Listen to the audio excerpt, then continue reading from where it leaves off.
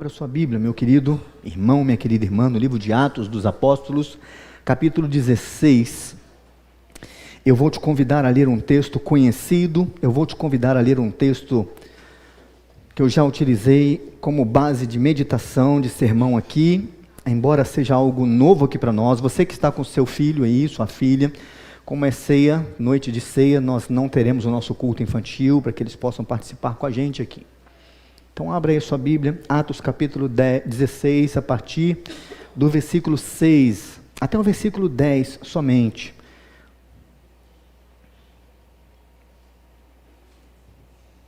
Atos 16, 6 diz assim: E percorreram a região frígio-gálata, tendo sido impedidos pelo Espírito Santo de pregar a palavra da província da Ásia, chegando perto de Mísia, tentaram ir para Bitínia, mas o Espírito de Jesus não o permitiu. E tendo contornado Mísia, foram a Troade.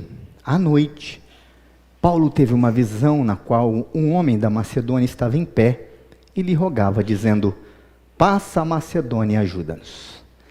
Assim que Paulo teve a visão, imediatamente procuramos partir para aquele destino, concluindo que Deus nos havia chamado para lhes anunciar o Evangelho. Que Deus abençoe sua palavra lida. Mantenha sua Bíblia aberta, para a gente voltar de novo os olhos aqui para este texto e buscar aqui algumas lições, algo que possa nos ajudar nesses tempos, nesse instante da nossa vida, pensando que o nosso alvo aqui é vida cristã. Nós estamos falando de vida cristã, e se existe algo difícil da gente pensar de fato, se existe algo que demanda certos conflitos, certos desafios para nós, é a vida cristã. Quando se fala em modelo de vida, se pensa na vida cristã e nos desafios, principalmente relacionados à fé. Eu acredito, irmãos e irmãs, que o maior desafio nosso de todos os tempos seja ter fé em Deus. Esse é o maior desafio de todos nós. É claro que nós temos fase nas nossas vidas. Nós, quando vamos escolher as nossas profissões, nós temos um grande desafio. Quando nós vamos olhar para com quem nós vamos nos casar, é um grande desafio, uma grande decisão. Quando nós falamos em ter filhos e sabemos que os filhos vão chegar em casa, que grande decisão. Mas, sinceramente, esta ainda não é o maior desafio nosso de todos os tempos. Não é escolher o bom trabalho, não é escolher a melhor esposa, o melhor marido, não é se tem filhos, se não tem filhos. O maior desafio nosso de todos os tempos é ter fé em Deus, é entregar de fato a nossa vida, no que diz respeito aos acontecimentos das nossas vidas, a Deus, e dizer: Deus, está contigo, eu estou tranquilo. Deus, eu quero orar aqui para que o Senhor apenas mostre para mim qual é a sua vontade. Não quero nem te pedir. Olha como é uma oração difícil isso. Senhor, eu não quero nem te pedir. A minha oração aqui hoje vai ser: Senhor, mostra para mim, mostra para minha família qual é a tua vontade para nós. E me ajuda a entender isso. Me ajuda a entender que isso que está acontecendo à minha volta, na minha casa, no meu trabalho, nas minhas escolhas, é fruto única e exclusivo, frutos únicos da tua vontade. Como isso é difícil. E quando a gente para pensar nisso, nós entramos em alguns conflitos, gente, por causa disso. Eu listei aqui uns 3, olha só. O primeiro conflito que eu listo aqui é o conflito da nossa vontade versus a vontade de Deus. Porque a gente tem um bom discurso: Deus, faz a tua vontade, mas a gente briga o tempo inteiro pela nossa. Não é? Eu me lembro quando eu e um irmão numa determinada igreja, tempos atrás, muito tempos atrás, eu cheguei com um carro, e esse irmão falou assim: Nossa, pastor, que carro é esse? E era esse carro que a gente está com ele hoje. E eu falei assim: um carro que nós compramos. E esse irmão falou assim: Mas isso não é um carro legal para pastor, não. Eu falei: Tá, por quê? Ele disse: Porque eu acho que pastor pega mal. Pastor não pode ter um carro tão bom, não. Pastor tem que ter um carro velhinho, para que ele possa mostrar que ele tem humildade. Eu falei: É uma visão interessante. E quando ele falou isso, tempos depois eu fiquei pensando, será que de fato era algo muito mais da minha vontade? Há coisas interessantes sobre a humildade do pastor. Reverendo Natanael Neitão, quando a gente saía à porta da igreja e ia cumprimentar uns aos outros, ele pegava a minha gravata e torcia a gravata. Ele botava ela torta. Eu falei, por que o senhor está fazendo isso, reverendo? Ele falou assim, porque o pastor tem que aparecer que ele é humilde, então faz coitadinho, não sabe nem arrumar a gravata. E aí eu falei, tá bom, né, reverendo? Então eu vivia torcendo a gravata com o reverendo Natanael Leitão. Mas a grande questão é onde entra a nossa vontade. Quando é que a vontade de Deus bate de frente com a nossa? A gente tem um monte de histórias da Bíblia assim. Quando a gente olha o texto da Torre de Babel, por exemplo, ali tem um conflito da vontade de Deus com a vontade dos homens.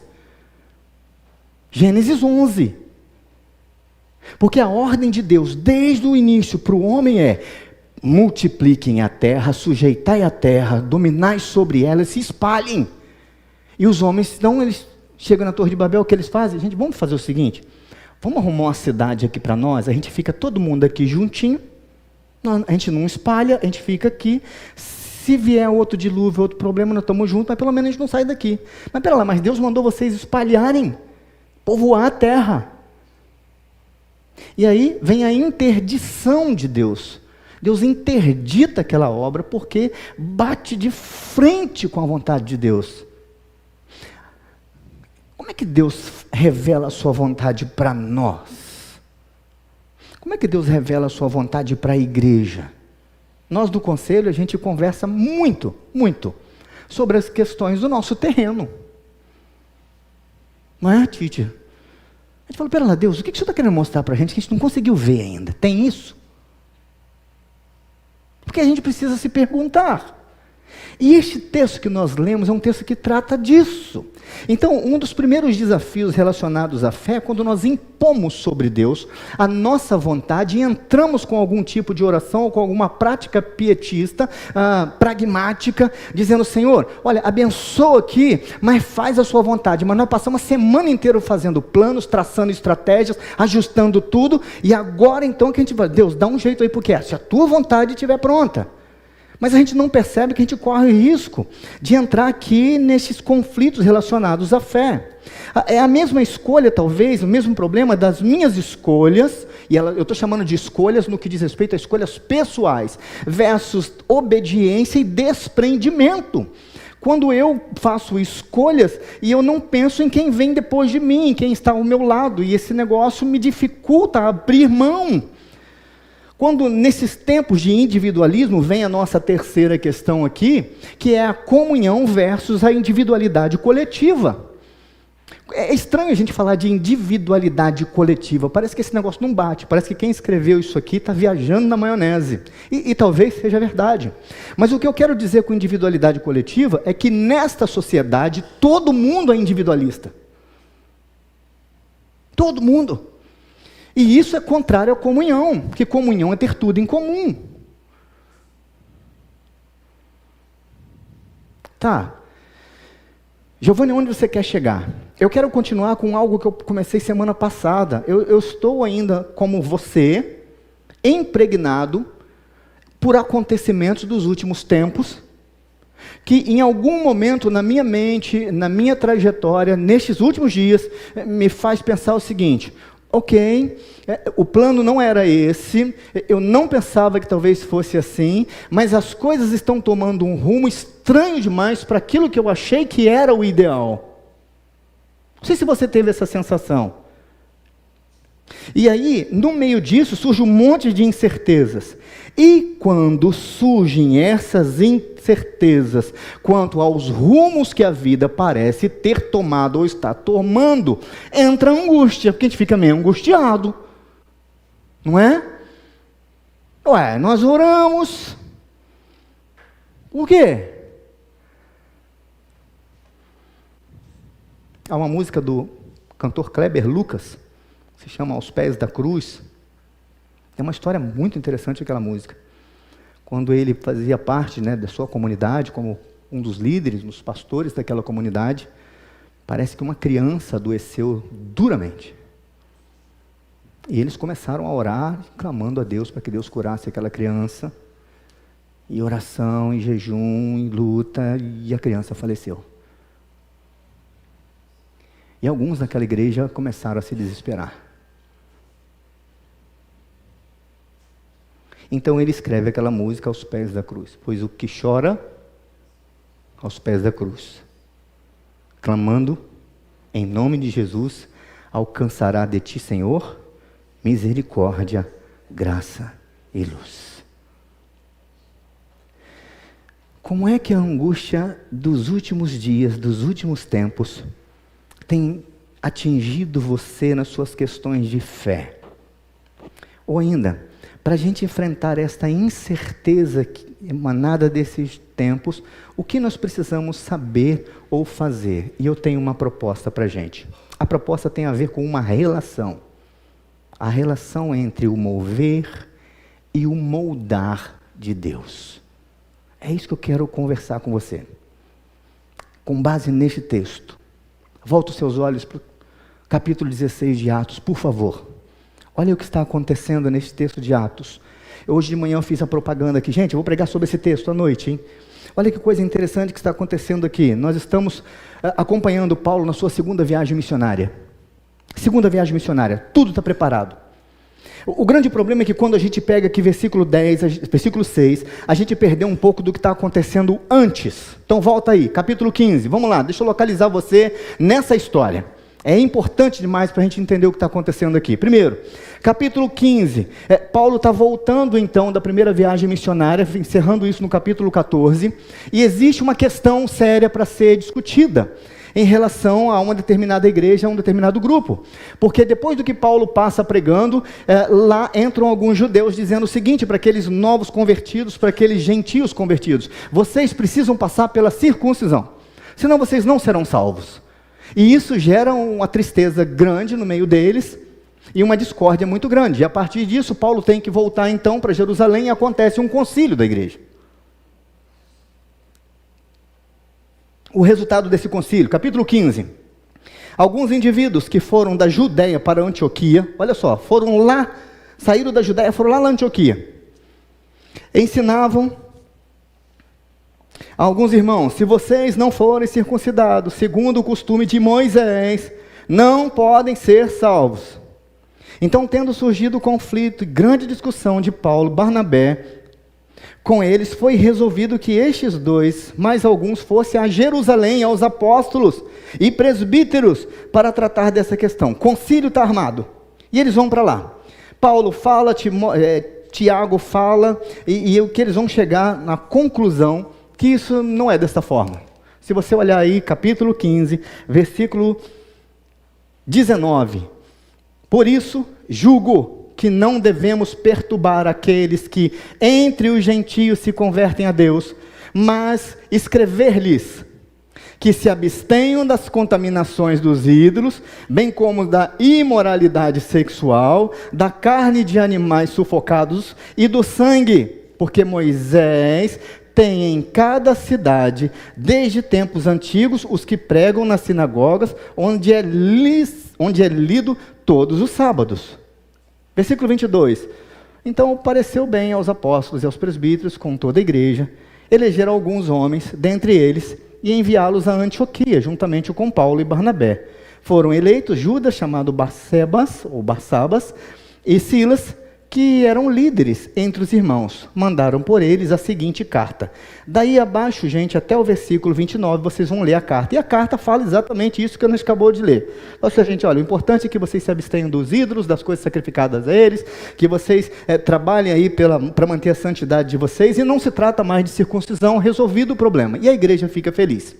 Bom, é no meio disso que Paulo, então, conversando com os seus amigos aí de viagem, capítulo 15, versículo 36, alguns dias depois, Paulo disse a Barnabé: Vamos voltar e visitar os irmãos em todas as cidades nas quais anunciamos a palavra do Senhor, para ver como estão. E aqui vai dar início, então será a segunda viagem missionária de Paulo. Então nós lemos no capítulo 16, versículo 6, que Paulo resolve ir para a segunda viagem missionária. Ele tem em mente que ele precisa visitar novamente a igreja, os lugares por onde ele passou, confirmando tudo aquilo que ele tinha ensinado.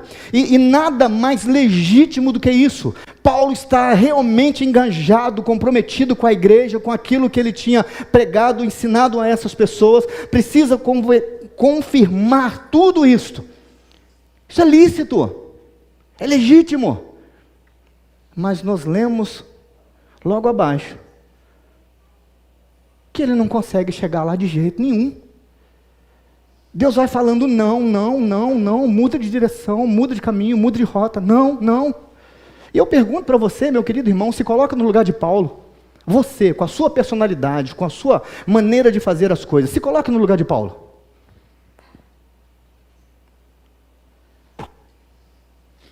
Eu ia reclamar muito. Eu ia. Mas não é possível. Estamos aqui com o coração nesse negócio. Deus, confirma a obra das nossas mãos. Saímos de casa, largamos tudo. Confirma isso. Mas sabe de uma coisa? Guarda aí, anota aí. A primeira lição de hoje. Andar com Deus muitas vezes implica em ter a nossa trajetória dirigida por Ele. Andar com Deus implica em ter a nossa trajetória dirigida. E o dirigida, entenda como dirigida, alterada, modificada, cancelada, feita nova, jogada no chão por Ele. É isso que acontece. Eu até trouxe texto aqui, nesses dois versículos, 6 e 8. Olha só, pensa bem. Não faz sentido para quem está engajado na obra de Deus. Não faz sentido. E percorrendo a região frígio-gálata. Gente, isso é navio, tá? Navio. O negócio aqui está feio. Tempestade, vento. Coisa está terrível. Percorrendo toda a beira da costa, tendo sido impedidos por quem? Pelo Espírito Santo. Agora, vamos voltar um pouquinho lá no capítulo 13? Espera aí, tem algo estranho nisso daqui. Capítulo 13. Havia na igreja de Antioquia, Paulo, nessa igreja onde tinha acontecido toda a contenda. Havia na igreja de Antioquia, profetas e mestres, Barnabé, Simeão, chamado Níger, Lúcio de Cirene, Manaém, que tinha sido criado com Herodes, o tetrarca, e Saulo. Enquanto eles estavam adorando o Senhor e jejuando, o Espírito Santo disse: separem-me agora Barnabé e Saulo para a obra que eu os tenho chamado. Então, jejuando e orando e impondo as mãos sobre eles, os despediram. E aqui acontece a primeira viagem missionária. Agora, quando nós lemos capítulo 16, aonde está a ordem do Espírito Santo para Paulo ir pregar e começar a segunda viagem missionária? Não tem. Não tem. Por mais engajado que seja, por mais comprometido que seja, por mais fiel que possa ser, nós não podemos olhar para este texto. Estamos falando de exposição textual. Nós não podemos olhar para este texto e dizer: Deus está mandando Paulo para a segunda viagem missionária. Biblicamente nós não temos isso. Nós temos um homem engajado no Evangelho, nós temos um homem comprometido com Deus, nós temos um homem com coração na missão, nós temos um homem que disse sim para o querer de Deus, que vive pelo Evangelho. Mas o que a gente vê agora é Deus dizendo: não, não é por aí. Isso tem que nos ensinar alguma coisa.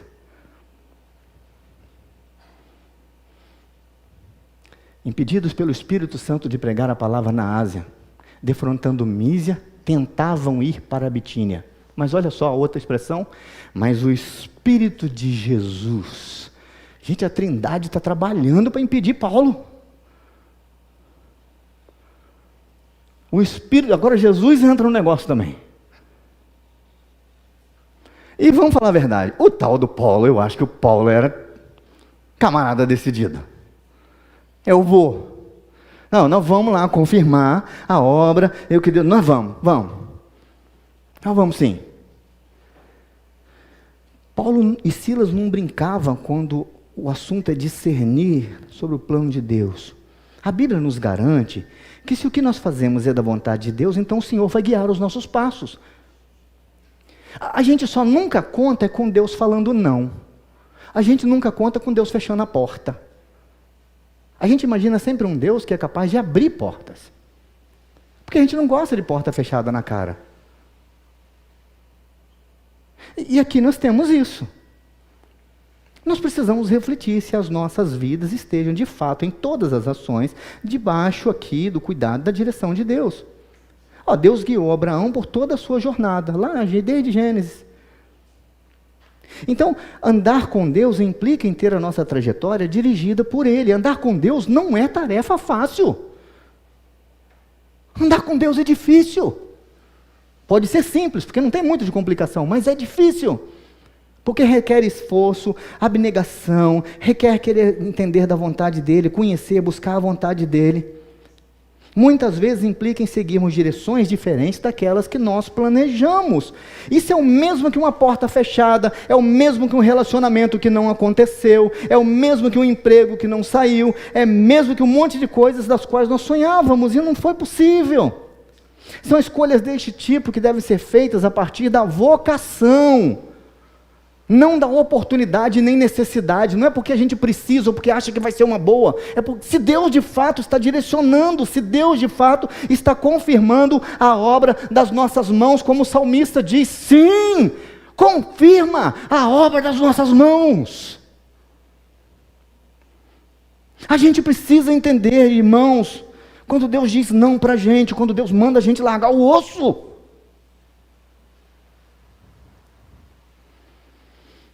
Algumas portas são fechadas para cumprir os planos de Deus. A gente precisa entender isso. A minha última leitura do livro de Jó inteiro, o livro de Jó tem me fascinado cada vez mais e mais. E desde que a leitura e o estudo me levou a pensar que Jó precisava que Deus quebrasse o silêncio, que Deus falasse com ele. Jó dizia, Senhor, onde foi que eu errei? Senhor, o que foi que eu fiz de errado? Senhor, me mostra, eu preciso, traga juízo me traga diante do juízo, eu quero defender minha causa diante do Senhor. E Deus insiste em silêncio, e Deus responde a Jó, não com uma resposta direta, mas com um paradigma. Quando Deus fala com ele, Jó, aonde você estava quando eu fiz o mundo? E aí, então a gente aprende que Jó, o que ia resolver o problema de Jó, pode ser a mesma coisa que resolveria, ou que resolve os nossos problemas diante das nossas dúvidas e angústias, quando as portas se fecham, quando os caminhos são cruzados e nos levam para outras questões, para outros planos, para outras realidades das quais nós pensávamos. Nós precisamos entender o seguinte: nós não temos as respostas, mas nós precisamos crer que Deus as tem. E como nós cantamos, por Ele ser Deus, muitas delas Ele não vai dar e não precisa dar, e Ele continua sendo Deus. E como diz o cântico, sempre nos amará. Meu querido, guarda isso aí para você, para sempre. Sempre. Andar com Deus implica em ter a nossa trajetória dirigida por Ele. Deus está nos dirigindo. Deus está dirigindo os rumos desta igreja. Deus está conduzindo os rumos da sua vida, da sua família. Deus está. Mas existe uma outra questão. Olha aqui, tão pior, tão ruim talvez, para a gente digerir quanto a primeira. Pensa bem. Acontece algo bem interessante aqui nesse versículo 9, olha aí na sua Bíblia. À noite, sobreveio a Paulo uma visão na qual um varão macedônio estava em pé e lhe rogava, dizendo, passa a Macedônia e ajuda-nos. A visão vem a quem? A Paulo. A visão vem a Paulo. Tá. Mas o que acontece? Nós somos informados no texto que, imediatamente, quando nós descobrimos e percebemos o que estava acontecendo aqui, ou quando nós tivemos certeza do que Deus estava fazendo, ou ainda, assim que Paulo teve a visão, imediatamente procuramos partir para aquele destino, concluindo que Deus nos havia chamado para lhes anunciar o Evangelho. E aqui está a frase para a gente pensar, porque eu acabei de falar ela. Deus move o seu povo, a sua igreja, pelo caminho. Deus nos conduz, está nos levando lá para a terra prometida. Mas enquanto Ele está fazendo isso com a igreja, Ele está moldando o coração de gente. Eu não tenho dúvidas. Enquanto a igreja presbiteriana Casa de Pedra está seguindo o seu caminho, Deus está tratando individualmente com você. Moldando a sua vida. Está dirigindo a igreja, está conduzindo o povo, está moldando gente. É assim que Ele fez a história. Olha para a história bíblica. Olha para a história inteira. Deus chama 1, 2, 3 para perto e vai conduzindo o povo, mas vai moldando gente no meio do caminho. Vai quebrando crista, vai derrubando, vai levantando, vai permitindo cair, levantar, mudar, fala, ensina, e coloca descalço na frente da sarça ardente, e coloca construindo arca, e assim vai. Mas Deus dirige o seu povo, move o seu povo, enquanto molda o coração de homens e mulheres. Pergunta agora aí para você pensar. No que Deus tem tornado você? Qual a transformação de Deus na sua vida nos últimos anos? O que Deus tem transformado você? Porque, sinceramente, eu estou fazendo uma afirmação corajosa, de fé. Eu acredito que Deus está moldando cada um de nós segundo o seu querer nesse exato momento.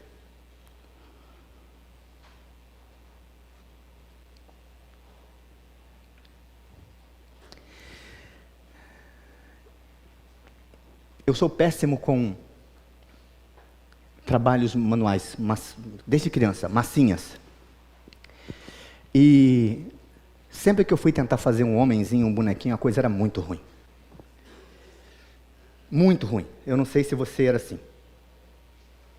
Mas eu me lembro que a minha irmã, que era tão ruim quanto eu também na arte, de brincar com argila, uma vez ela fazendo lá uns bonequinhos lá, eu resolvi, como um bom menino, irmão, arrancar a cabeça do boneco que ela fez. E ela falou assim, não faz isso, ele sente dor. Eu falei, Jane, é um boneco de barro. Eu falei, mas ele sente dor. Eu falei, mas é um boneco de barro. Ela falou assim, você imagina, porque o homem foi feito do barro. Eu falei, o que tem a ver esse negócio? Olha, essa conversa vai dar. E ela falou assim, quando Deus mexe com as pessoas doem. Eu falei, gente, isso é uma conversa de doido mesmo. Mas existe uma verdade nisso. Moldar de Deus dói.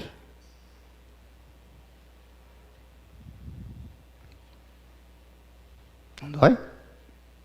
Não dói não? Dói. Deus estica dali, torce aqui, diminui, aumenta. Imagina, só a cena, é metáfora, pura metáfora. Mas o moldar de Deus dói. Então, vamos olhar para o outro lado, a sua dor?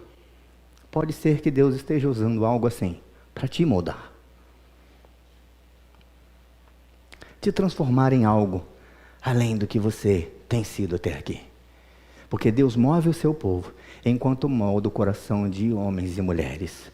O grupo era maior, não era só Paulo, mas imediatamente vai todo mundo. Deus nos havia chamado. Entendemos que Deus nos havia chamado, entendemos que Deus estava nos conduzindo para pregar o Evangelho, entendendo que Deus estava nos levando. Perceba, o grupo inteiro. Mas Deus está trabalhando na vida de um homem. Mas como assim? Vamos olhar lá em Atos capítulo 9. Abra sua Bíblia em Atos capítulo 9.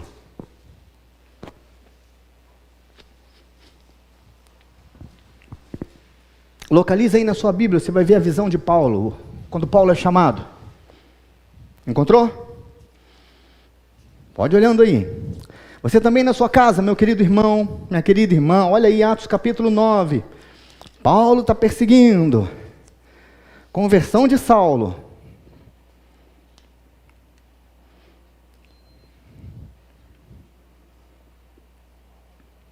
Saulo respirando ainda ameaças e morte contra os discípulos do Senhor.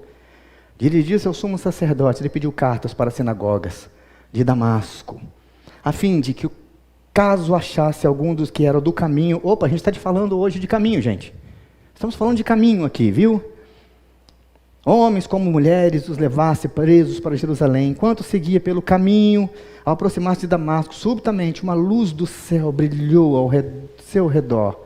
Ele caiu por terra, ouviu uma grande voz que lhe dizia: Saulo, Saulo, por que tu me persegue? Ele perguntou: Senhor, quem é você? E a resposta: eu sou Jesus, a quem você persegue. Mas levante-se e entre na cidade, onde lhe dirão o que você deve fazer. Os homens que viajavam com Saulo pararam emudecidos, ouvindo a voz, mas não vendo ninguém. Então Saulo se levantou do chão e, abrindo os olhos, não podia ver, e guiando pela mão, levaram para Damasco. Esteve 3 dias sem ver, durante os quais não comeu nem bebeu. Havia em Damasco um discípulo chamado Ananias. O Senhor lhe apareceu numa visão e disse: Ananias, ao que respondeu: eis-me aqui, Senhor. Então o Senhor lhe disse: levanta-se e vá até a rua que se chama Direita. E na casa de Judas, procure um homem de Tarso, chamado Saulo. Ele está orando.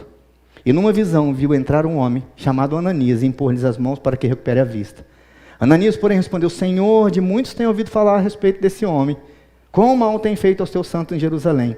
E aqui em Damasco ele tem autorização dos principais sacerdotes para prender todos que invocam o nome. Mas o Senhor disse a Ananias: vá, porque este é para mim um instrumento escolhido para levar o meu nome diante dos gentios e reis, bem como diante dos filhos de Israel, pois eu mesmo vou mostrar a ele quanto deve sofrer pelo meu nome.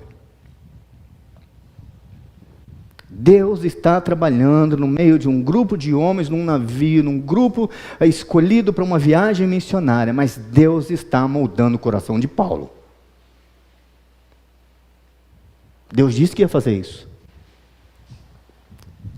Deus dirige, move o seu povo, e enquanto isso, Ele está moldando o coração de homens e mulheres. Em nome de Jesus. Eu espero que você esteja exatamente nas mãos de Deus, sendo moldado por Ele nesses dias. Porque é depois desse trabalho de moldar do Senhor que a igreja vai ser diferente, que a igreja será ousada, que a igreja vai lutar com as armas do reino de Deus, a luta que precisa ser travada. Se é luta que nós precisamos, Deus nos dará. Mas é preciso voltar os olhos para Deus e entender que enquanto Deus está nos conduzindo, Ele está nos moldando. E essa história é longa. A história de Deus nos mostra, por exemplo, que os gibeonitas iludiram Josué. Os israelitas tomaram da provisão e não pediram conselho ao Senhor. Olha só como é que esse negócio é tão antigo, gente. A chave disso é andar pela direção de Deus. Então a chave é: ande pela direção de Deus. Olha o que diz Provérbios capítulo 3, versículos 5 e 6. Confia no Senhor de todo o teu coração e não te estribes, não se apoie, não se baseie, não se fundamente no seu próprio entendimento. Reconheça-o em todos os teus caminhos e Ele o quê?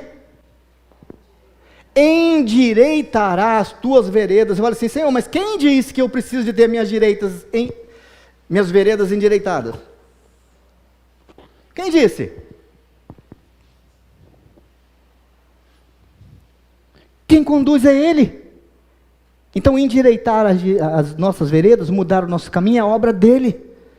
O que a gente precisa fazer, a ordem que nós temos aqui do autor é confiar no Senhor de todo o nosso coração e não no nosso próprio entendimento. Mas existe uma terceira questão, e ela está baseada no versículo 10 do texto de Atos 16. Olha aí de novo. Assim que teve a visão, imediatamente procuramos partir para aquele destino, concluindo que Deus nos havia chamado para lhes anunciar o Evangelho. Perceba o seguinte, a convicção da vontade de Deus deve nos levar imediatamente aonde? Não é só a ação, mas ao seu querer. Olha esse texto como Lucas escreve esse texto para a gente. Lucas está dizendo que imediatamente eles vão na direção de quê? Do querer de Deus. Nós entendemos imediatamente que Deus estava, nós concluímos que Deus estava nos chamando para pregar o Evangelho lá naquele lugar. Mas isso aqui tem a ver com a convicção que Deus lhes dava. Mas olha só, olha para frente aí um pouquinho do texto. Olha para baixo. Olha o que vem no capítulo 16 de Atos, gente. Só moleza, não é? Atos é tranquilo, porque aí agora então Deus endireitou o caminho de Paulo e de toda a sua equipe, e daqui por diante, capítulo 16, suave na nave, não é? Gente, estamos agora, Deus nos endireitou, a gente estava cometendo um grande erro, mas da agora para frente, agora que Deus acertou o nosso caminho, agora nós estamos tranquilos, é só a gente surfar na graça, porque vai ser tudo tranquilo daqui por diante. Mentira! Do ponto de vista humano, era melhor continuar naquele navio remando. Porque quando eles chegam lá do outro lado, Paulo se depara com uma pessoa que tem um espírito de adivinhação, que dava grande lucro para os seus senhores. Paulo tem uma estratégia, que é ir para a sinagoga ensinar aos judeus, discutir com eles sobre Jesus, e nesse lugar não tem uma sinagoga, ou seja, a estratégia já foi por água abaixo. Não tem sinagoga. Paulo sempre fazia isso, vamos para a sinagoga discutir com os judeus, não tem sinagoga. Falei, e agora? Ah, mas tem um grupo de mulheres aqui que se reúne para orar ali na beira do rio. Então vamos lá, e lá tem uma tal de Lídia, ponta firme, a dona Lídia. Vendedora de púrpura. E ela é líder. E ela de fato ali recebe o Senhor Jesus como Salvador da sua vida. E ela vai ser uma grande parceira. Mas nessa de ir e vir todos os dias para ir lá, encontrar com essas mulheres, estudar, ensinar a palavra, Paulo passa por aquela jovem com espírito de adivinhação, Paulo passa por ela, e toda vez ela gritava com Paulo, eis aí homens que servem ao Deus Altíssimo, olha só, e beleza, Paulo passa. Um belo dia, Paulo não aguenta mais aquele negócio, Paulo para e repreende aquele espírito de adivinhação, acaba com o lucro dos senhores daquela jovem, daquela escrava, e Paulo é acusado, juntamente com o seu companheiro de viagem, de transformar a cidade numa grande balbúrdia. E nós sabemos o resultado disso. Paulo vai parar na cadeia, depois de muitos açoites, meia-noite o carcereiro também é convertido. Gente, o fato de Deus endireitar as veredas e mudar o caminho não significa que a paz está reinando em volta da gente. Nós estamos numa guerra que só vai terminar do outro lado do túmulo. A guerra não acabou. Nós lutamos contra principados e potestades, contra os dominadores desse mundo tenebroso. Enquanto nós estivermos aqui nesse lugar, essa luta vai ser travada, vai ser lutada de verdade. A convicção deve nos levar imediatamente ao querer de Deus, mas o querer de Deus não é o blindar de Deus, nos blindar das lutas, nos blindar das adversidades, não. A pergunta que eu preciso que você me ajude a responder, com base nesse texto, é: por que a visão desse homem macedônio pedindo, passa do outro lado e nos ajuda, por que isso mexe com Paulo? Você consegue pensar? Pensa aí, pensa um pouquinho. E me ajuda mesmo, me ajuda, porque o texto não fala para a gente. Por que a visão de um homem, de repente, que aparece diante de Paulo lá de noite, fala, passa a Macedônia e nos ajuda. Isso muda, faz Paulo parar e pensar. E eu não sei responder essa questão. Eu não sei responder. Mas eu olho Paulo não tendo dúvida de seguir a revelação de Deus. Eu não vejo Paulo tendo dúvidas em deixar o seu planejamento, as suas variáveis, as suas estratégias. Eu não vejo Paulo tendo dúvida do que isso. Eu não vejo a decisão de Paulo interferindo na ação comunitária. Pelo contrário, ela vai sim, vai mexer com tudo. O grupo se fecha diante do que receberam de Deus. De uma visão que não é uma visão completa, que não dá todos os detalhes. Mas o que move isso aqui, certamente, é a relação que Paulo tem com esse Deus. A relação que existe entre ele e Deus é algo que realmente deve moldar a nossa vida. É uma visão noturna, e nós lemos no capítulo 9, Paulo começa essa história com uma visão de Deus, e Jesus falando com ele assim: escuta, Saulo, por que você me persegue? Ele fala: quem é você, Senhor? Eu sou Jesus, a quem você persegue. Olha, você vai ter uma visão, você vai lá e você vai receber a visão de que um homem chamado Ananias. Paulo está imerso nisso. Isso é parte da relação dele com Deus, isso é parte isso é o comum de Paulo com Deus. É normal para eles, porque existe uma relação de fato. É por isso que a partida é imediata. E quantas vezes, gente, a gente vê na Bíblia Deus dando ordem para seus servos e eles partindo imediatamente. Gente saindo de madrugada para cumprir a vontade de Deus, gente largando tudo e saindo para fazer a vontade de Deus. Como isso é fantástico na Bíblia. O próprio Abraão sai da sua terra, no meio da sua parentela, e de repente o Abraão sai e vai. Isso tem a ver com justamente essa relação com a vontade de Deus. Paulo, pela vontade de Deus, segue para a Macedônia. O desafio aqui é continuar confiando, crendo, tendo fé na vontade de Deus, tendo fé em Deus, tendo fé que Deus é que abre e fecha as portas, para que a vontade dele seja realizada. Essa que é a grande questão. O que Deus está fazendo através de Paulo e de todos os seus servos é fazendo com que a vontade dele seja feita. A vontade de Deus era que Paulo passasse por aquele lugar. E ainda que na vontade de Deus não haja garantia de que tudo seja tão fácil. Eu quero encerrar com algumas afirmações aqui, diante de algumas perguntas talvez. Primeiro, é para você essa pergunta. E é para você essa resposta. A vida parece ter tomado uma direção diferente daquela que você pensou que seguiria?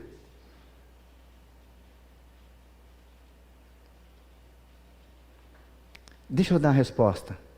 Andar com Deus, muitas vezes, é assim mesmo.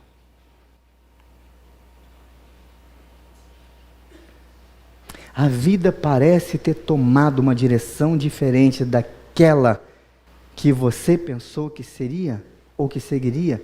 Andar com Deus é assim mesmo, porque andar com Deus implica em muitas vezes Ele mudar a nossa direção.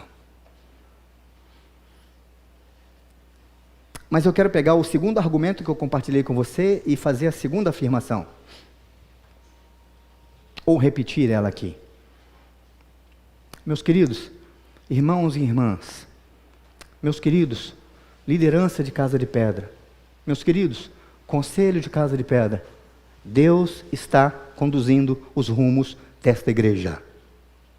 Mas certamente está trabalhando na sua vida para moldar você enquanto isso.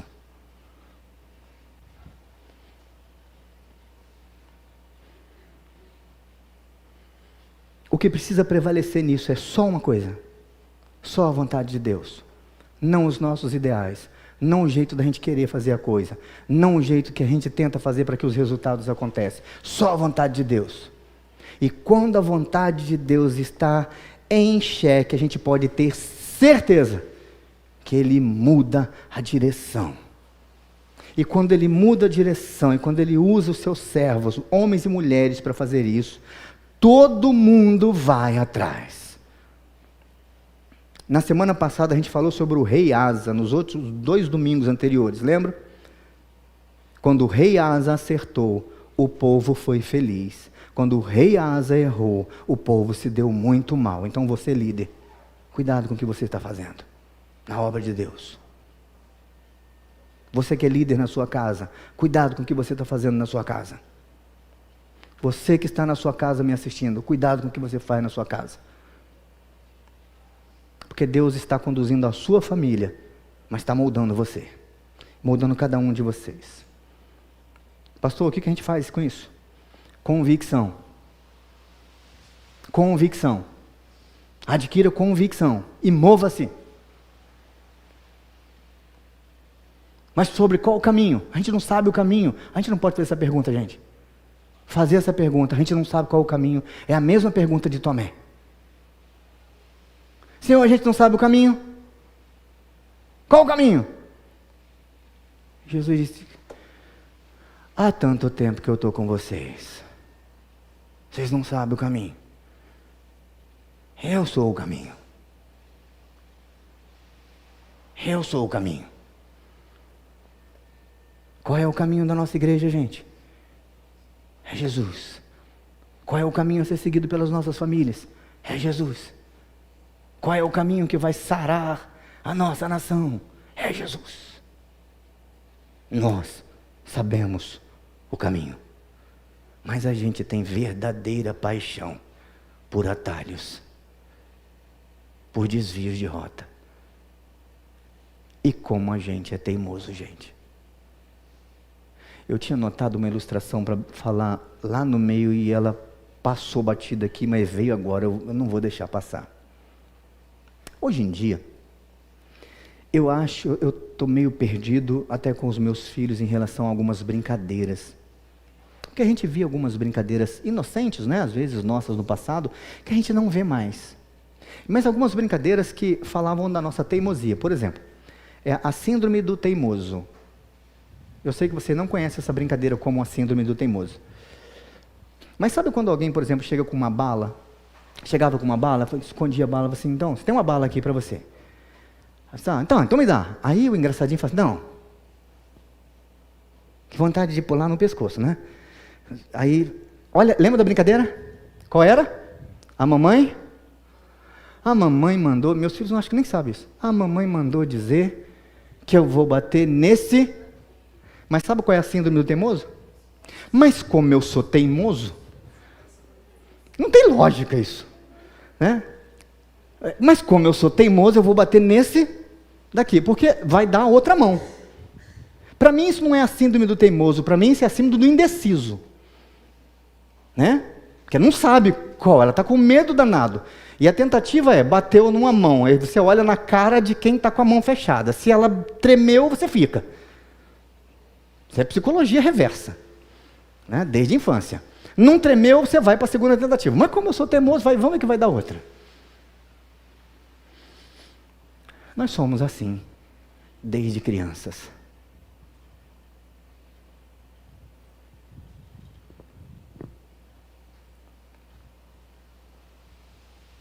E a gente poderia ajustar essa brincadeira assim. Nessa escolha que eu preciso fazer, o Senhor Jesus me mandou escolher este daqui. Mas como eu sou teimoso, egoísta, penso só em mim, eu vou escolher do jeito que eu quero. Vamos orar?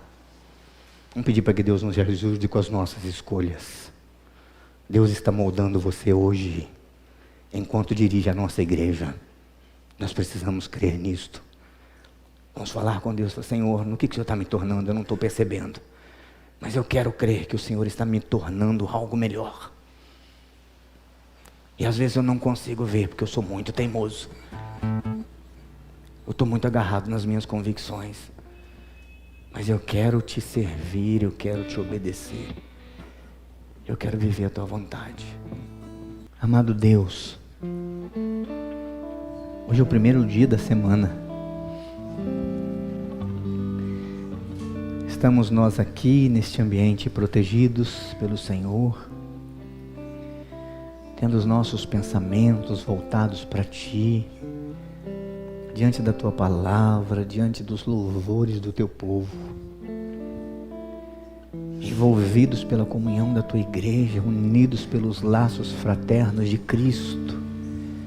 Aqui estamos nós, que tempo precioso, como é bom, como é bom.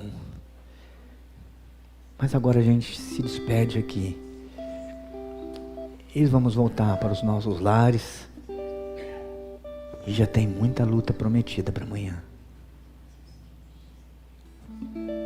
Deus,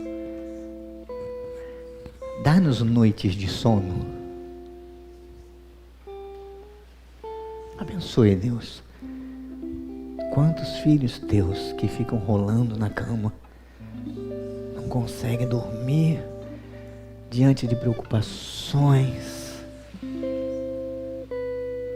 tantas vezes movidos por remédios,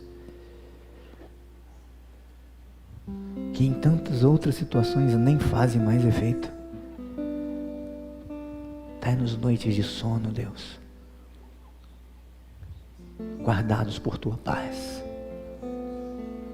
É tão simples, parece tão pequeno, Deus, uma noite de sono, mas que diferença faz um sono bem dormido,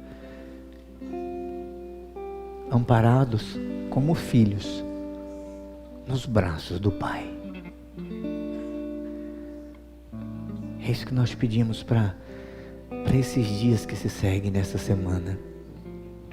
Esteja à nossa frente, esteja na nossa retaguarda, esteja sobre nós e ao nosso redor.